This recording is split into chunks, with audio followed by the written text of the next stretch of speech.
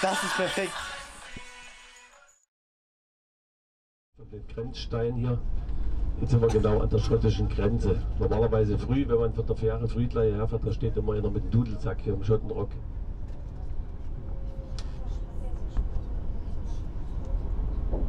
Allerdings jetzt keine Toiletten.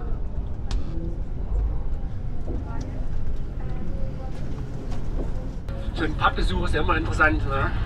Von vielen Aspekten, kulturell, ne? Studien, ihr seid ja so Studienfahrt. Das heißt, sagt mir nachher mal Bescheid irgendwann im Laufe des Tages, dass ich so ungefähr einen Überblick habe. Und dann müssen wir das so klären, dass mit den Gastfamilien, dass die das wissen, dass wir dann ein bisschen später kommen, ein paar Minuten. Ja, ansonsten die nicht wollen, brauchen nicht. Ne? Ja, zwingen keinen zum Fußball gucken. Ich nicht mal. Studienfahrt. Ja, ich gucke den ganzen Tag und weg. Warte mal.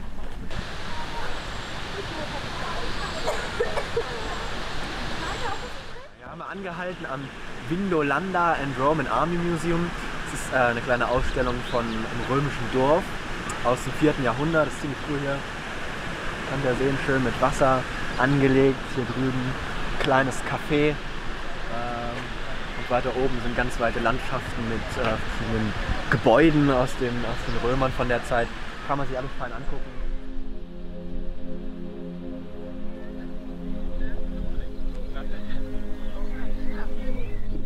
Tag 2 der Reise und jetzt sind wir hier am Hadrian's Wall in der Nähe von Carlisle im Norden von England und es ist eine 120 Kilometer lange Mauer, damals erbaut von 100 bis 500 nach Christus von den Römern, die damals Britannien besetzten und man hat sich dadurch einfach erhofft, von den Normannen aus dem Norden, den Reitervölkern, nicht überfallen zu werden. Das war nämlich bis dato sehr oft geschehen. Es hat geklappt, man wurde nicht übermannt von diesen Reitervölkern. Und wie genau, das schauen wir uns an. Wir waren gerade in einem Museum, da wurde ein sehr toller Film gezeigt über das Ganze.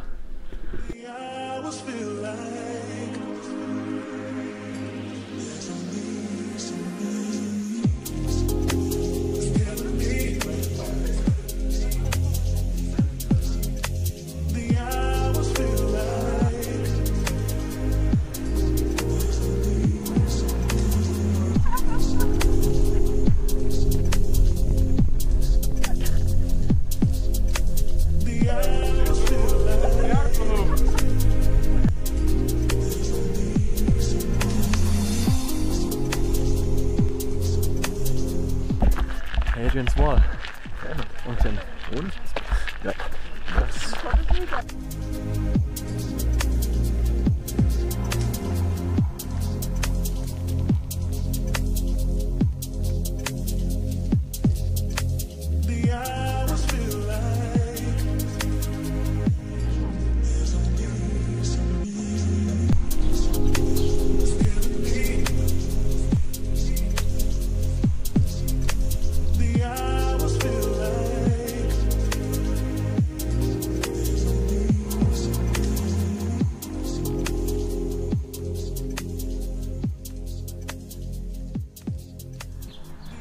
So, hier sind wir in Sighthill, ein Stadtteil ganz im Westen von Edinburgh.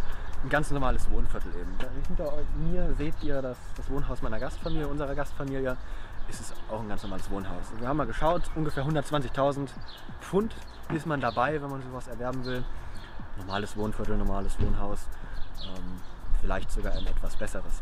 Wenn wir weiter die Straße verfolgen, dann sehen wir noch ein paar größere Blocks und in der Gegend dort befinden sich auch ein Einkaufszentrum mit eben Lidl und anderen verschiedenen Läden, aber das war es dann auch. Also mehr als irgendwelche Wohnmöglichkeiten, Häuser und ein paar kleine Läden gibt es ja auch nicht. Also wenn man zum Krankenhaus will oder irgendwelche besonderen Sehenswürdigkeiten sehen will, muss man natürlich weiter zentral fahren. Wir haben natürlich auch ein Interview mit dem Gastvater durchgeführt und der meinte, er ist seit 40 Jahren, glaube ich, lebt er hier, vor 40 Jahren ist er hergezogen. Und es lebt sich wohl sehr gut, sehr ruhig, eben nichts Spezielles. Also viel mehr als Einkaufsmöglichkeiten und Wohnmöglichkeiten gibt es ja nicht. Bei dem Interview mit dem Gastvater kam auch raus, dass sehr viele hier der Bewohner Gastfamilien sind. Also es nehmen sehr, sehr viele Schüler aus Deutschland, Niederlanden, Frankreich, sonst wo auf.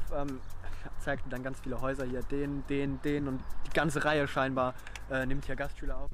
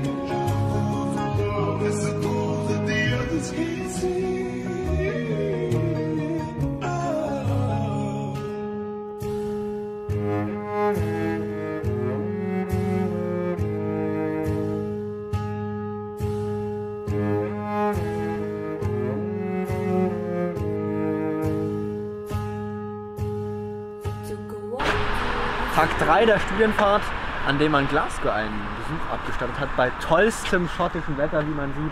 Es regnet die ganze Zeit und es regnet wieder nicht. Aber das hält uns nicht ab, einen schönen Ausflug zum Celtic Park zu machen, dem Stadion von Celtic Glasgow. 60.000 Mann passen rein, großartige Stimmung mit die besten Fans in ganz Europa und auch ein Club mit ganz großer Geschichte. Hier sehen wir Billy McNeil, der Kapitän der legendären Lisbon Lions von 1967, tragischerweise vor ein paar Wochen verstorben. Damals gewann man in Lissabon den Landespokal oder den Pokal der Landesmeister. Heute heißt es Champions League oder Europa League. 2:1 gegen Inter Mailand. Die Lisbon Lions, weil sie eben in Lissabon gespielt haben, sind heute noch Legenden dieses Clubs.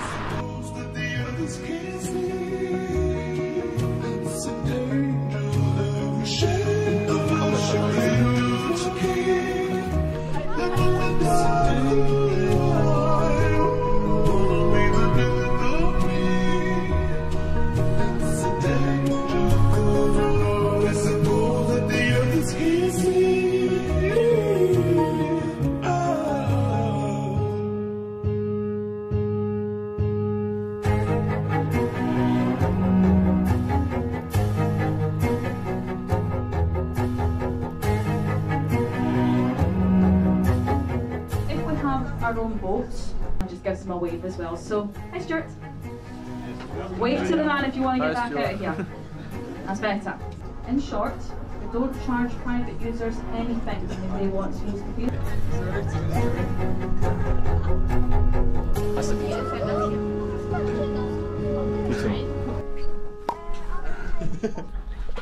So.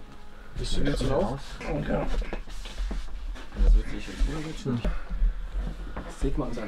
Hi, I'm Donny Grant. I'm an engineer to trade, but I've been a taxi driver in Edinburgh for 44 years. I should be retired now, but I still enjoy it, so why not keep going, you know? My wife, June, and myself, we take students for now 30 years. 30 years. Yeah. We enjoy it. We get to meet a lot of nice people and get to know things about different parts of the world as well. Bonus. What are your reasons for doing this guest family, for hosting pupils from around the world? Just enjoy it. We enjoy it. It's as simple as that, you know. It's nice to, when June cooks pasta, she cooks it the way the Italians show her. If she was going to do a stroganoff, she'd probably do it the way that you would show her, or someone else, you know what I mean? Yeah. So it's improved her cooking tremendously. Really? So how many students do you take here as a guest family? Normally we would only have 3, maybe 4 at a time. But this weekend everything's upside down. There's been a big overlap. So there'll be 3 more boys coming. Today or? Tomorrow probably. Tomorrow probably. But they'll be coming and going and getting fed at different times than yourselves anyway. Because there's a technical college 500 metres away. and these lads are all mechanical engineers, lorries. Ah, okay. And they come from Skye, Lewis, Inverness, Aberdeen, and they come on a Sunday night normally and go away on a Friday morning. Okay. Which is great for us because June and I have a holiday home in Berwick-upon-Tweed, which is just over the English border. Yeah. Mm. So we go away there most weekends. How did you get us here? Was it via the internet, or did you have any contacts? No, we deal with that. We deal with that girls, that company all the time. Ah, yeah, with the I don't know who they are, but they basically have 3 branches. They have this one here, one on the south side of the city, and one on the other side of the house. So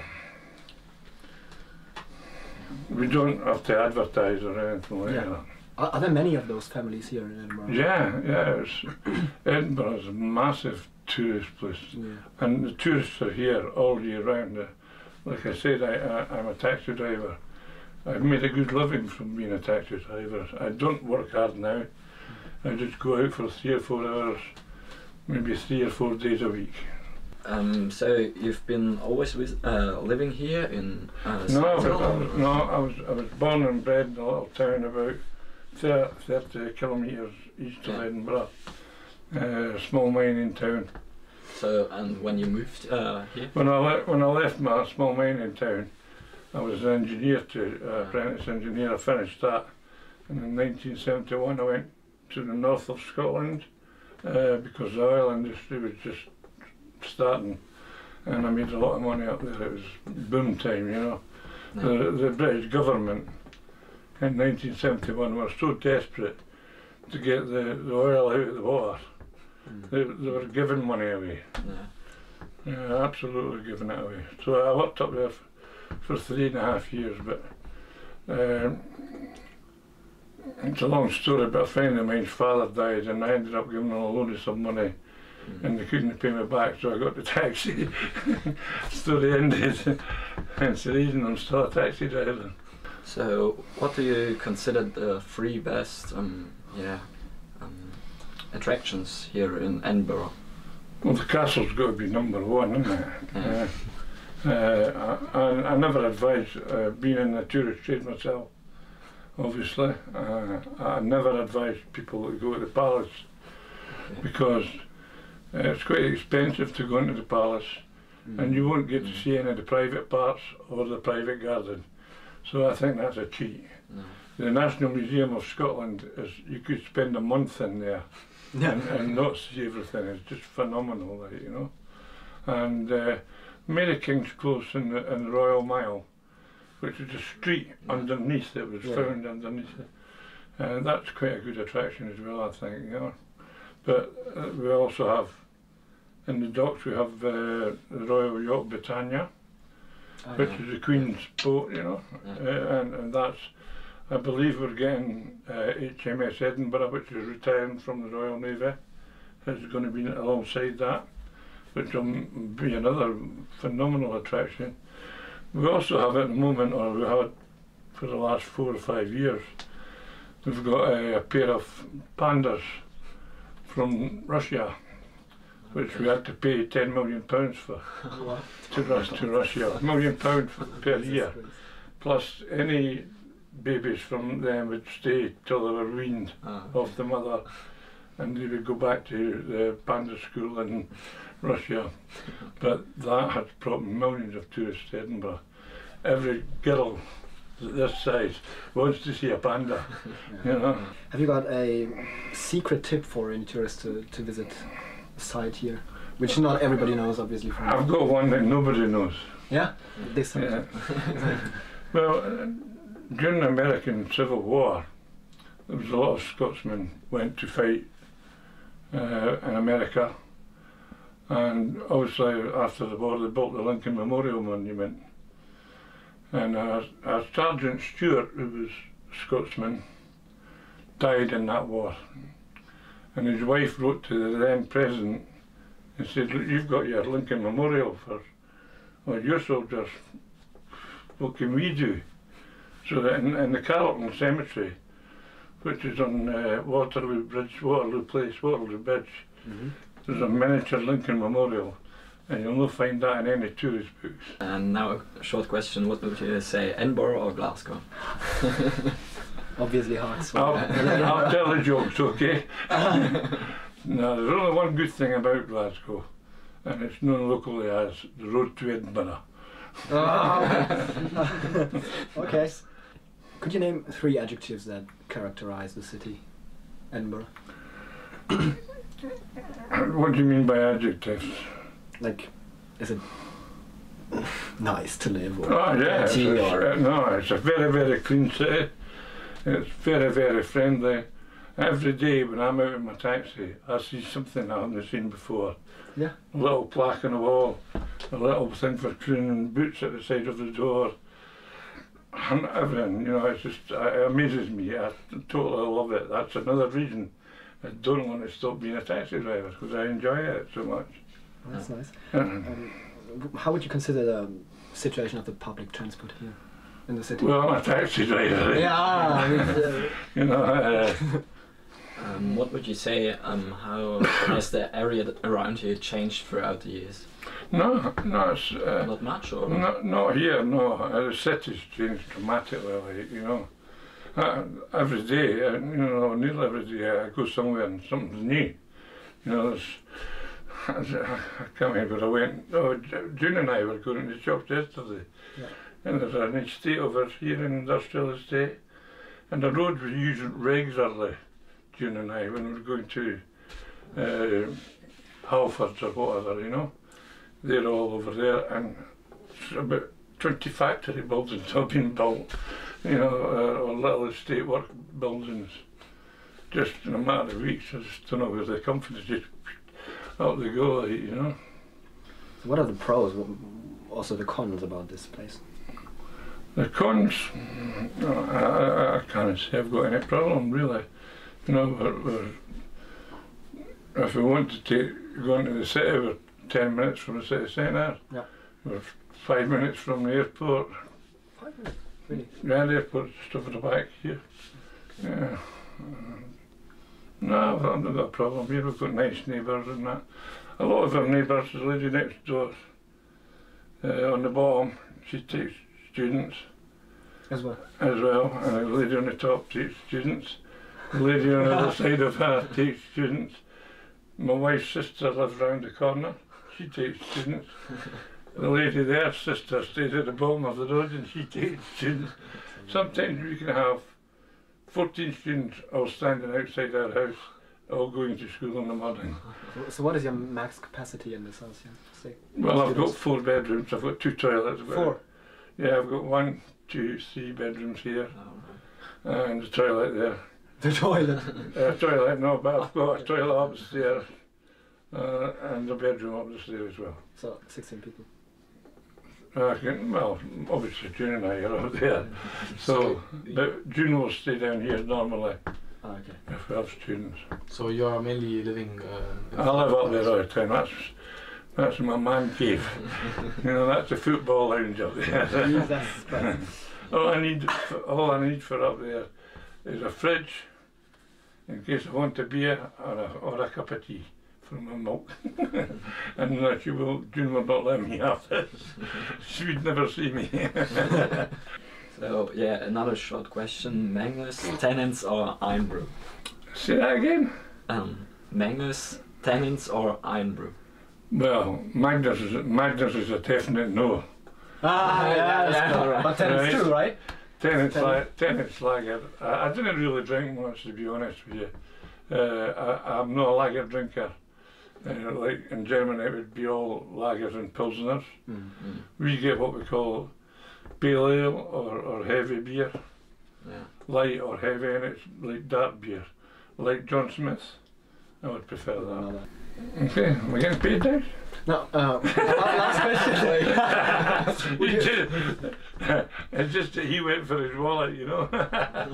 So, I'm just joking. Would you mind me asking about your opinion with the Brexit issue? Knew that was coming. Yeah. I was waiting on that. It just came to my mind.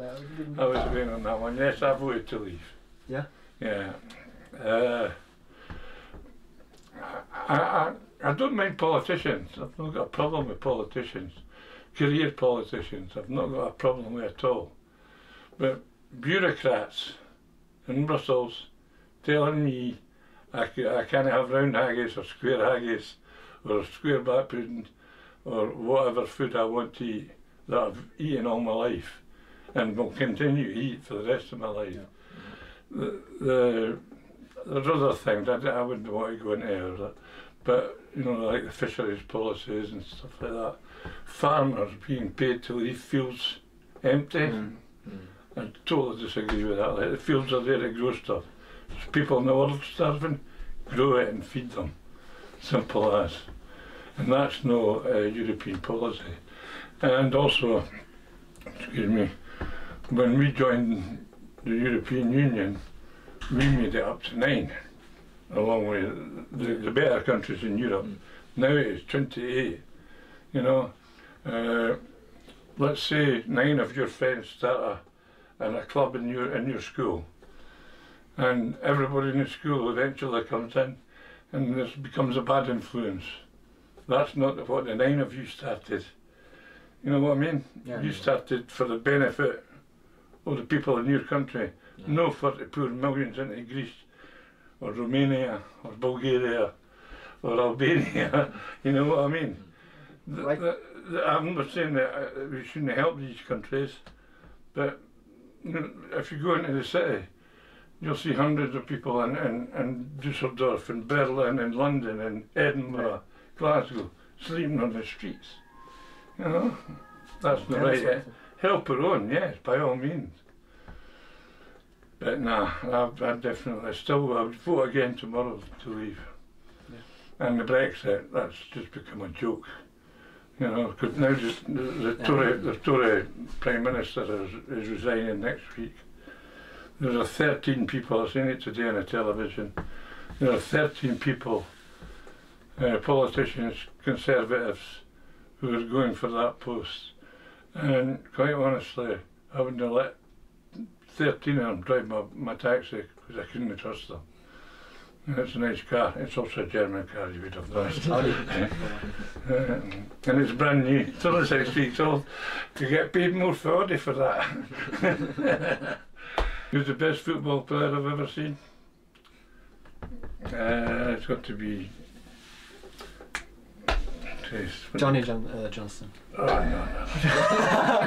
No, it's talking football. It's football player. Probably Dennis Bergkamp or Ole Kahn. Ole Kahn? Really? No, that was a goalkeeper. German part. Okay. That's it. Yeah. Right. Thank you. If you send me any more, don't send them in Celtic strips. Thank you. You're welcome. Thank you. Okay, you're welcome. Now we have St Mary's Church on your left hand side, one of the largest churches in Scotland.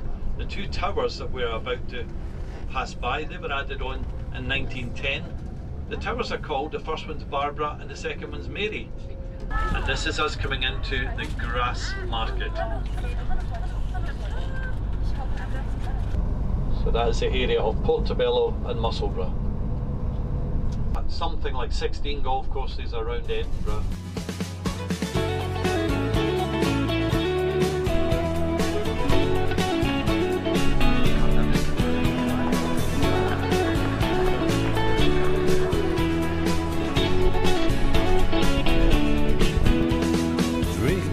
Spilling out and staggering in the square. There's lads and lasses falling about and a crackling in the air. Down around the dungeon doors, the shutters and the queues.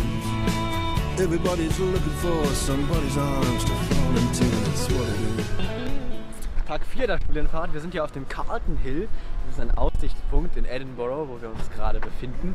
Und hinter mir könnt ihr das Nelson Monument sehen mit dem Time Ball. Das heißt so, weil früher als hier noch Großseefahrt betrieben wurde, ohne irgendwelche Uhren, fiel da an jedem Wochentag um 12 Uhr ein Ball runter, also von der Spitze dieses Turms nach unten. Und das hat man eben so weit gehört, dass jeder wusste, es ist um 12. Hier im Hintergrund könnt ihr den Arthur's Seat sehen. Das ist der Hausberg von Edinburgh. Von oben hat man eine super Aussicht über die ganze Stadt, weil der eben so hoch ist. Und das ist ein ehemaliger Vulkan, der ist erloschen. Dahinter geht es noch weiter, das ist, bildet so ein bisschen wie so ein Ring, halt ein Krater. Und da gehen wir jetzt gleich mal hoch. High on the wind, Highland roads making a roll. Something from the past just comes and stares into my soul. Cold on a toll gate with a Caledonian moon.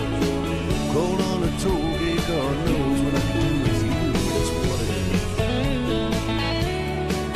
It's what it is now.